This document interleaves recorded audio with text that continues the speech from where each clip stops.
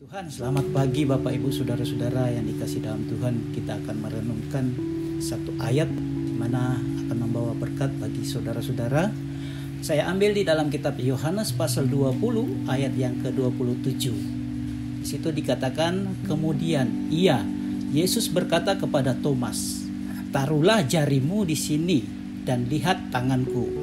Ulurkanlah tanganmu dan cucukkan ke dalam lambungku.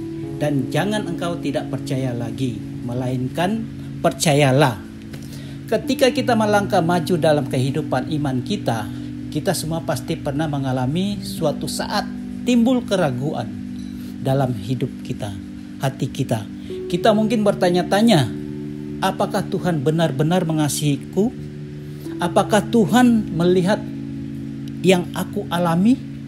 Apakah semua pengajaran dalam Alkitab ini nyata atau aku hanya buang-buang waktu?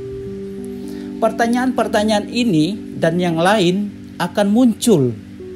Dan ini adalah bagian alami dari kepercayaan kita pada Tuhan yang tidak terlihat dan tidak berwujud. Terkadang kita takut bahwa keraguan kita tidak pantas atau bahkan berdosa. Kita mungkin bertanya-tanya, apakah Allah marah kepada kita karena kita meragukan kesetiaannya, atau bertanya-tanya apakah Alkitab dapat dipercaya? Tapi di ayat yang kita baca tadi di Injil Yohanes pasal 20, kita melihat kesabaran Allah terhadap orang-orang yang ragu-ragu seperti kita.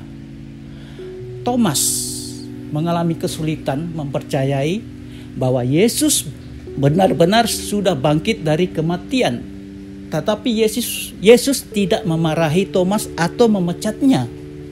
Yesus malah mengundang Thomas untuk menemukan bukti yang Thomas butuhkan. Yesus berkata, "Taruhlah jarimu di sini dan lihat tanganku. Ulurkan tanganmu dan cucukkan ke dalam lambungku." Jadi, waktu kita penuh keraguan, sebenarnya Tuhan juga tersedia bagi kita. Tuhan bisa muncul melalui bimbingan seseorang teman. Bisa dari bacaan renungan, bisa dari bacaan Alkitab, bisa yang menghibur, atau dari khotbah yang tepat waktu. Tuhan bahkan bisa memberi kita tanda untuk mengarahkan kita ke arah yang benar. Tidak ada alasan kita takut akan keraguan kita atau takut untuk membawanya ke hadapan Tuhan.